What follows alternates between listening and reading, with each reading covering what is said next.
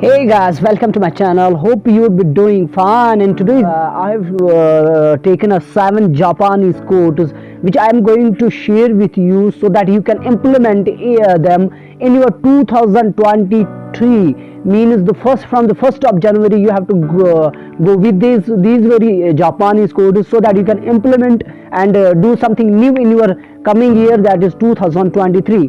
उसी के लिए मैंने आज ये जो वीडियो है, पहले अगर हम बात करते हैं कि सबसे पहली कोड जो है वो है इकागी. इकागी का मतलब क्या होता है? Discover your purpose in life. आपकी जो लाइफ का जो मकसद है उसको आप पहले ढूंढिए, उसको पहले आप जानिए, उसके लिए आप पहले अपने दिमाग के ऊपर काम करिए और उसको आप देखिए. फिर डिटरमाइन करिए कि क्या वजह है कि आप इस पर्पज को क्यों चाहते हो और आप क्यों चाहते हो उस पर्पज के लिए हर मॉर्निंग में सुबह उठना. क्यों ऐसा चाहते हो आप? उसके लिए आपको रीज़न देखना है.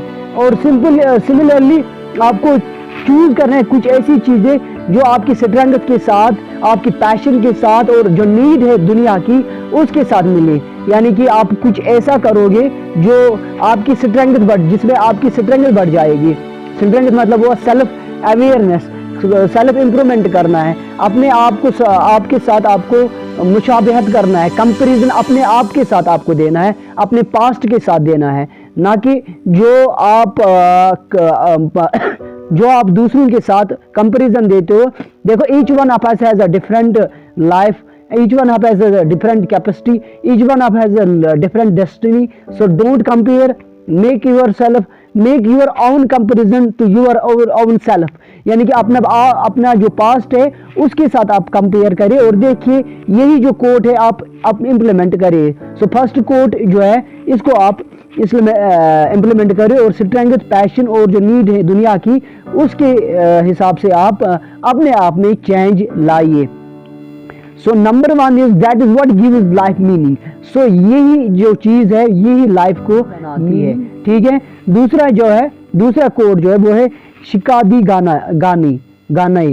शिकाता गानई मतलब हुआ let go of what you can not change. लेकिन क्या मतलब हुआ इसका कि जो हुआ सो हुआ, तो उसको छोड़िए. आप रिकॉग्नाइज करिए कि there is something just out of control, कि कुछ ऐसी चीजें होते हैं इंसान के हाथ में नहीं होते. That is okay. So let go, चले उसको जाने दो और focus on what you can change. और उस पे आप फोकस करिए जिसको आप चेंज कर सकते हो, या ना कि उसको आपको चेंज करना है जो आपकी हाथ में नहीं है, जो आपकी कंट्रोल में नहीं है, जो कुदरत की कंट्रोल में है. So let go of what you can not change मतलब हुआ यही कि जिस चीज को आप कंट्रोल नहीं कर सकते उसको जाने दीजिए और जिस चीज के ऊपर आपके पास कंट्रोल है उसके ऊपर काम करिए. और नंबर 3 इज दैट इज वबी सभी. सो वबी सभी मीन्स फाइंड पीस इन इम्परफेक्शन. देखिए, here in the world there is no one a complete perfect, यानी कि कंप्लीट परफेक्शनिज्म अगर आप ढूंढोगे वो कोई भी नहीं है.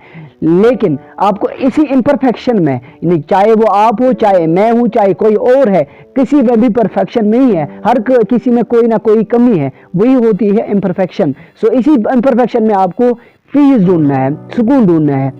Recognise that nothing in life is perfect include yourself and others. वही मतलब होता है कि नहीं, आपकी कोई भी लाइफ में परफेक्ट नहीं होता है, चाहे वो आप क्यों ना हो या बाकी क्यों ना है, आपकी दोस्त क्यों ना है, आपके हमसाया क्यों ना है, या आपके कोई रिलेटिव क्यों ना हो, वो भी परफेक्ट नहीं है.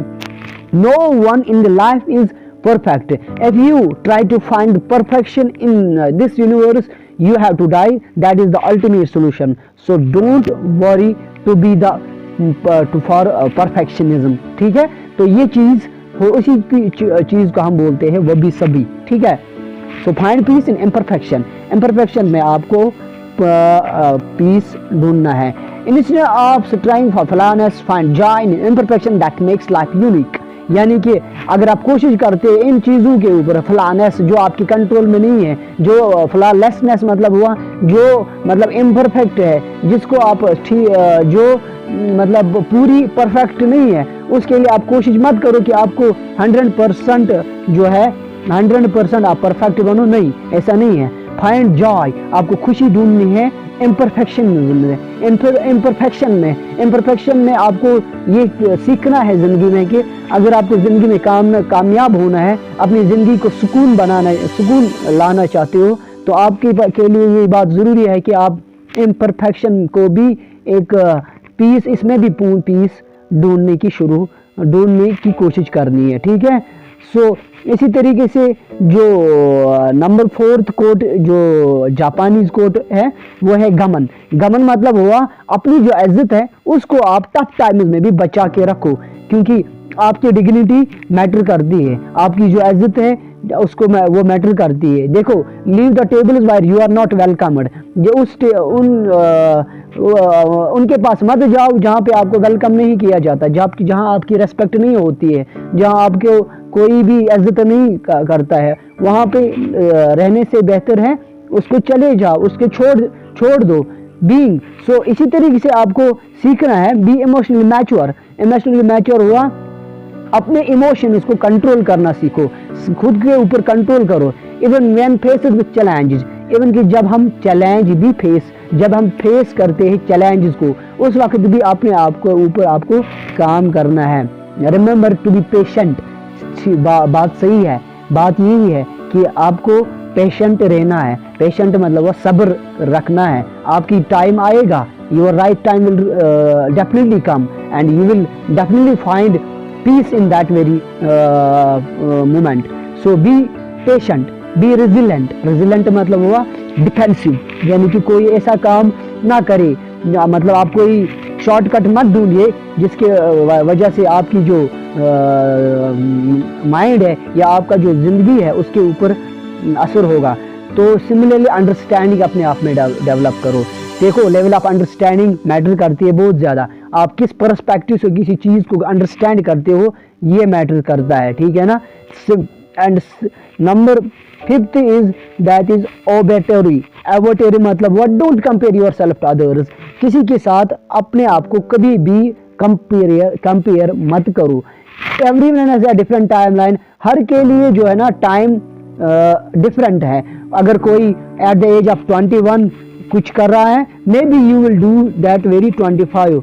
अगर कोई 18 ईयर्स में कर रहा है, 18 ईयर्स एज में कर रहा है, maybe the next person will do it at the age of 20।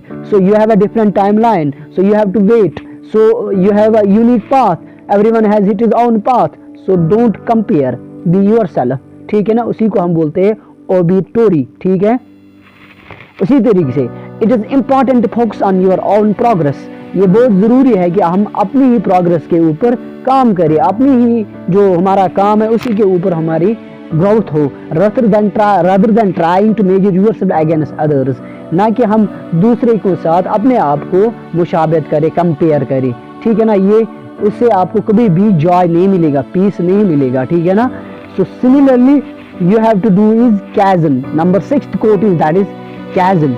Kaizen मतलब हुआ always seek to improve in all areas of your life, कोशिश करो कि आपने जो तमाम एरियाज जो लाइफ है उसके ऊपर आपको काम करना है, वहाँ पे आपको इम्प्रूवमेंट लानी है।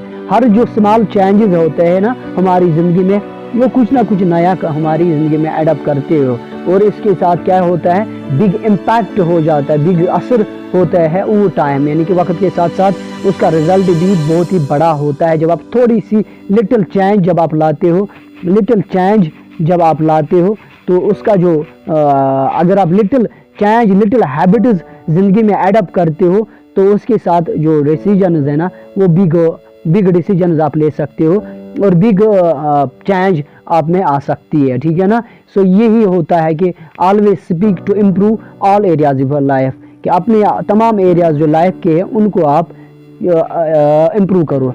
व्हेन अब शुहाराई 7th कोट है, when the student is ready the teacher will appear, when the student is truly ready the teacher will disappear. अब हो रहा है यहाँ पे, इसका मतलब क्या हुआ, जब रेडी है स्टूडेंट रेडी होता है, टीचर भी खुद ब खुद नमूदार होता है। यानी कि इसका मतलब ये हुआ, जब आप कोशिश करोगे, जब स्टूडेंट कोशिश करते हैं, डेफिनेटली उस कोशिश के ज़रिए वो कुछ ना कुछ हासिल कर ही जाता है। लेकिन जब आप कुछ कोशिश नहीं करते हो तो हासिल होने की कोई बात ही नहीं रहती है। आई बात समझ। तो इसको आपको इम्प्लीमेंट करना है। और यहाँ पे दूसरे में बोल रहा है when the student is truly ready the teacher will disappear, क्योंकि इसका कहने का मतलब ये है कि अगर आप ट्रूली रेडी हो, जो टीचर है ना, आपको टीचर की ज़रूरत ही नहीं है। जब आप खुद के ऊपर अच्छे से ट्रूली यानी कि जेन्युइनली आप रेडी हो कोई काम करने के लिए, आपको टीचर की कोई भी ज़रूरत नहीं है। तो ये अपने आप ही तक होता है। It is a way of thinking about how to learn and master technique. There are 3 stage to acquire knowledge. बोल रहा है कि यह एक तरीका है, आपकी सोचने का तरीका है कि कैसे हम किसी चीज़ को लर्न करें और किसी टेक्निक के ऊपर हम कैसे माहिर बन जाए। There are 3 stage to acquire knowledge. 3 stages होते हैं जिसकी मदद से हम नॉलेज को हासिल कर सकते हैं।